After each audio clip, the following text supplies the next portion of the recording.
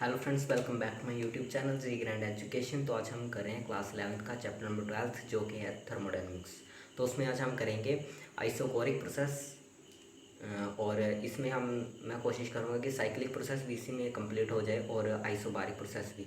फिर सभी प्रोसेसेस हमारे एक ही वीडियो में कंप्लीट हो जाएंगे। तो फिर हम नेक्स्ट में करेंगे हीट इंजन के बारे में। तो सबसे पहले है आइसोकोरिक प्रोसेस। सबसे पहले हम इसकी डेफिनेशन देखेंगे कि आइसोकोरिक प्रोसेस होता क्या है। Isochoric process is those process in which the volume of the systems remain constant. मतलब कि जो वॉल्यूम होता है सिस्टम का वो हमेशा ही कांस्टेंट रहता है। मतलब कि delta v is equal to zero. तो यहाँ पे हमारे पास आइसोकोरिक प्रोसेस की डेफिनेशन क्या है। Isochoric process are those process in which volume remain constant is known as isochoric process. मतलब कि जो डेल्टा वी आ जाएगा वो आ जाएगा ज़ीरो के बराबर। ठीक है। अब उसके बाद हम पढ़ेंगे इसके application of first law of thermodynamics. मतलब कि आइसोकोरिक प्रोसेस की एप्लीकेशंस क्या हैं जब अकॉर्डिंग टू हम फर्स्ट लॉ ऑफ थर्मोडायनेमिक्स देखेंगे। तो हमारे पास यहाँ पे देखो डेल्टा वी है ज़ीरो और जो फर्स्ट लॉ की डेफिनेशन होती है वो होती है delta Q that is equal to you plus p delta v. ठीक है। यहाँ पे मैथमेटिकली इक्वेशंस है। तो हमारे पास डेल्टा वी है जो कि है ज़ीरो। तो हम यहाँ पे ज़ीरो पुट करेंगे तो हमारे पास क्या आएगा delta Q that is equal to you plus P into zero. Delta Q that is equal to U और P into zero that is equal to zero. तो यहाँ पे हमारे पास क्या है delta Q that is equal to you. मतलब कि जितनी अब हम यहाँ पे हीट देंगे उससे क्या होगा, इंटरनल एनर्जी चेंज होगी, ना कि वॉल्यूम और वर्क डन भी नहीं होगा। क्योंकि हमारे पास जो वर्क डन आ गया वो आ गया ज़ीरो। तो हमारे पास हीट आएगी वो आएगी delta Q that is equal to you. मतलब कि जितनी भी हम हीट देंगे वो यूज़ हो जाएगी इंटरनल एनर्जी को चेंज करने में। ठीक है। अब हम इसके एप्लीकेशंस, दो इसके एप्लीकेशंस हैं। मतलब कि जब हीट एब्जॉर्ब होगी और हीट जब लूज होगी तो क्या होगा, जो सिस्टम के वॉल्यूम पे तो क्या असर होगा, तो हम देखते हैं। तो यहाँ पे है सबसे पहले कंडीशंस हम देखते हैं। हम दो कंडीशंस लेंगे। तो ये है फर्स्ट और ये है सेकंड। तो अब हम इसमें बनाएंगे एक हमारे पास ये आ गया बीकर, मतलब कि कोई भी सिलेंडर मान लो। ये नहीं आ रही होगी ना फोटेज, इसमें पूरे फ्रेम नहीं आ रहा होगा तो आप ऐसे ही समझ लेना कि यहाँ पे है कोई भी, यार कैसे समझे। आज मैं कोशिश करूँगा कि ये पूरा कंप्लीट हो जाए हमारी इसी वीडियो में। तो यहाँ पे ये है सिलेंडर और ये है इसका पिस्टन। ठीक है। और एक सिलेंडर ये है और इसमें है ये पिस्टन और इसमें जो है गैस मॉलिक्यूल्स हैं जो वो हम बीच में तैयार कर देते हैं। ठीक है। यहाँ पे गैस मॉलिक्यूल्स भी आगे बीच में। ठीक है। यहाँ पे गैस मॉलिक्यूल्स आगे हैं। अब सबसे पहली कंडीशन क्या है हमारे पास, मतलब ये फर्स्ट है और ये सेकंड है। फर्स्ट कंडीशन है हीट क्या कर रही है, एब्जॉर्ब कर रही है। मतलब कि हीट जो है वो एब्जॉर्ब कर रही है बाहर से। तो जब ये हीट एब्जॉर्ब करेगी तो यहाँ पे ये पिस्टन मूव नहीं होगा, क्योंकि जो हमारे पास यहाँ पे वॉल्यूम दिया हुआ है वो है कांस्टेंट। ठीक है। यहाँ पे कांस्टेंट वॉल्यूम है तो जो भी हीट आएगी उसमें जो इन पार्टिकल्स की एनर्जी है वो चेंज हो जाएगी। मतलब कि यहाँ पे डेल्टा यू होगा चेंज। यू मतलब कि हम इसको ऐसे लिखते हैं, यू में कुछ चेंज आएगा, u plus u that is equal to delta u. मतलब कि अब हमारे पास डेल्टा यू में चेंज आया। उसी तरह जब हम यहाँ पे ये हीट लूज़ करेगा, मतलब कि इन पार्टिकल से जब हमने इसमें हीट दी और यहाँ पे हीट हमने निकाली, जब हीट हमने निकाली तो यहाँ पे क्या आएगा, जो इंटरनल एनर्जी है इसकी वो डिक्रीज़ होगी। मतलब कि जैसे अब यहाँ पे ये जो पिस्टन है वो मूव नहीं कर रहा था, क्योंकि जब हम पिस्टन को ऊपर कर देते तो एनर्जी लूज़ हो जाती थोड़ी सी, क्योंकि जब हम पिस्टन को मूव करते ऊपर की तरफ तो ये एनर्जी, कुछ एनर्जी थी वो यूज़ हो जाती वर्क डन पे करने में। तो अब यहाँ पे वर्क डन तो हो नहीं रहा, तो यहाँ पे ये एनर्जी जो है वो यूटिलाइज हो जाएगी इंटरनल एनर्जी से।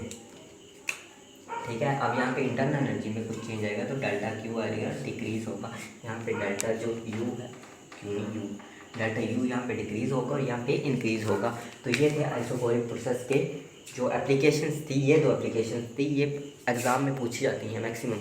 इस बार एचपी बोर्ड में भी आई हुई थी। बट ये यहाँ पे दो कंडीशंस थी, एक थी आइसोकोरिक प्रोसेस भी प्रोसेस से ये हम डिफाइन कर सकते थे, तो भी ट्रू था। और एक था एडियाबैटिक प्रोसेस, क्योंकि एडियाबैटिक प्रोसेस में यहाँ पे ये बोल्स जो होती हैं एडियाबैटिक होती है, यहाँ पे भी वर्क डन मतलब कि इंटरनल एनर्जी चेंज होती है।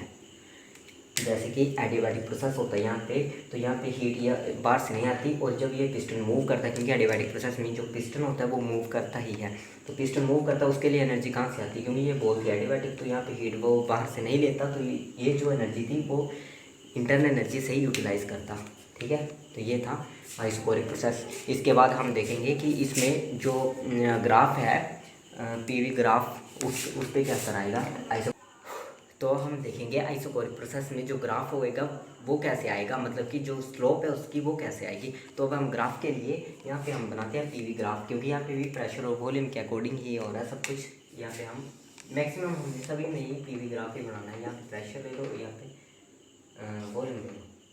तो यहाँ पे देखो, यहाँ पे हमने जो प्रेशर था मान लो ये है पी और पी नोट, तो यहाँ पे है वॉल्यूम है वी, और यहाँ पे है वी नोट। तो यहाँ पे देखो आप वॉल्यूम चेंज नहीं हो रहा है, बट प्रेशर जो हम है वो चेंज कर सकते हैं। तो यहाँ पे मान लो ये प्रेशर P1 पे, तो यहाँ पे वॉल्यूम तो चेंज हो नहीं रहा, मतलब कि अब हमने प्रेशर इंक्रीज़ किया तो ये जो आएगी वो स्ट्रेट लाइन में आएगी इसकी स्लोप। ठीक है, ये स्ट्रेट लाइन है। तो ये था आइसोकोरिक प्रोसेस में जो है ग्राफ। ठीक है, तो अब हम करेंगे साइक्लिक प्रोसेस, उसके बाद नहीं आइसोबारिक प्रोसेस करेंगे पहले हम, फिर साइक्लिक प्रोसेस। तो अब हम करेंगे आइसोकोरिक प्रोसेस। आइसोकोरिक प्रोसेस क्या होता है, जिसमें कि प्रेशर कांस्टेंट रहता है। तो अब हम इसकी डेफिनेशन देखते हैं। Isochoric process are those process in which the pressure of the systems remain constants that is equal to delta p is equal to zero. तो हमारे पास डेल्टा पी आएगा ज़ीरो के बराबर। अब हम देखते हैं फर्स्ट लॉ ऑफ थर्मोडायनेमिक्स के एप्लीकेशन क्या हैं आइसोकोरिक प्रोसेस में। तो यहाँ पे हमारे पास डेल्टा पी कितना, मतलब कि चेंज नहीं होगा, तो डेल्टा पी कितना आएगा, वैसे भी हमें डेल्टा पी की ज़रूरत नहीं है यहाँ पे application of first law of thermodynamics में, क्योंकि हमारे पास जो फॉर्मूला होता है वो होता है delta Q that is equal to you plus p delta v. अब यहाँ पे हमारे पास प्रेशर कांस्टेंट है, बट वॉल्यूम जो है वो चेंज हो रहा है, तो हम डेल्टा वी को हम माइनस में लिख सकते हैं, जैसे कि वी एफ माइनस वी आई, मतलब कि initial final volume minus initial volume. पर उससे पहले हम देखते हैं कि जो जब हम किसी भी कांस्टेंट प्रेशर में फेस चेंजेस, जैसे कि फेस चेंज होता है और कांस्टेंट प्रेशर पे क्या क्या जो टेम्परेचर होता है और प्रेशर होता है उस पर क्या असर होगा। मेरा बोलने का मतलब है कि जब हम किसी भी जैसे सॉलिड को लिक्विड में चेंज करते हैं, तो जो टेम्परेचर और प्रेशर पे है उसका उस पर क्या असर होगा जब हम उस पर हीट देंगे। तो सबसे पहले हम लिक्विड से सीधा हम वेपर स्टेट देखते हैं, क्योंकि हमारे पास ये एग्जांपल दी हुई है टेक्स्ट बुक में। तो मान लो कि ये है कोई भी लिक्विड, ठीक है,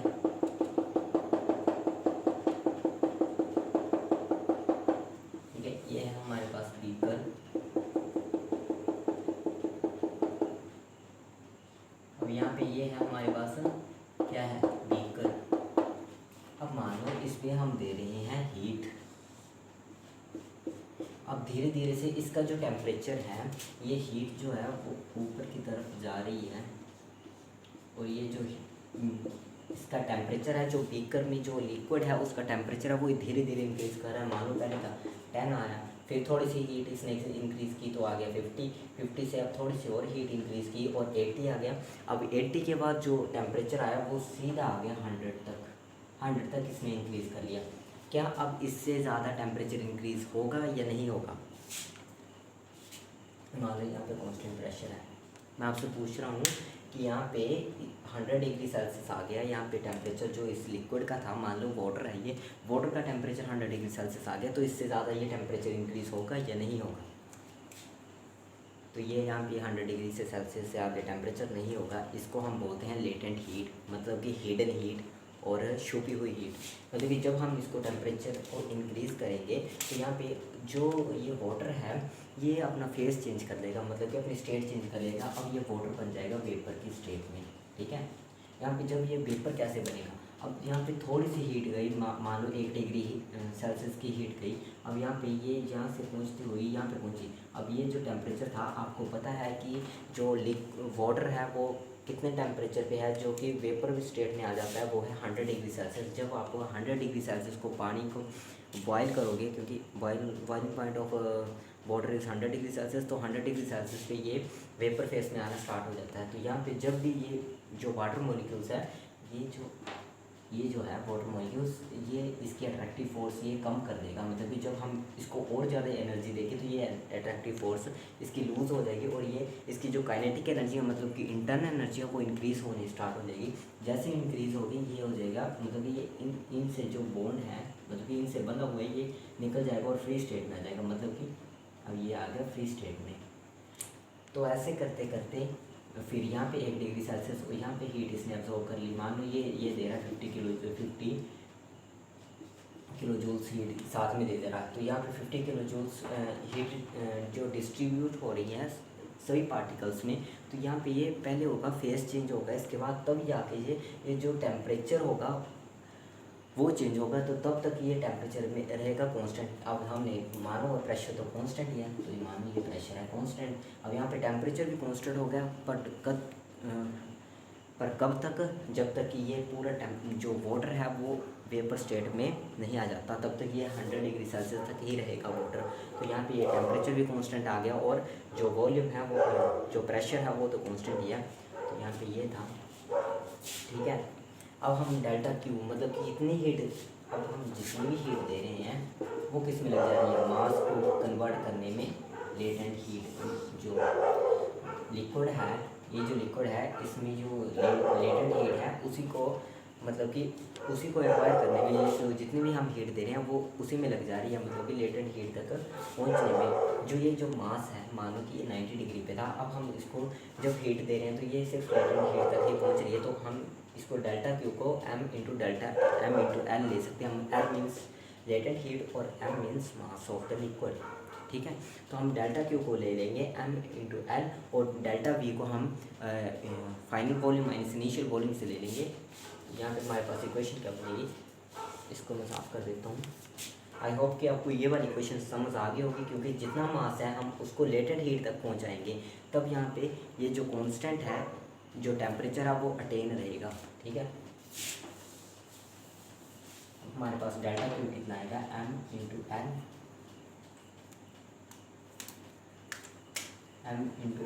L, that is equal to, यहाँ पे कितना आएगा, m into l that is equal to u plus p delta v। तो अब यहाँ पे इंटरनल एनर्जी हम पहले वॉल्यूम को चेंज कर सकते हैं, m l that is equal to u plus P into v final minus v initial. तो अब हमारे पास डेल्टा, ये जो इंटरनल एनर्जी है वो किसके बराबर आ जाएगी, u that is equal to p v f minus v i minus m into l. यहाँ पे ये आ गई। तो अब हम इस कंडीशन से क्या पता चला कि जब हम, अब देखो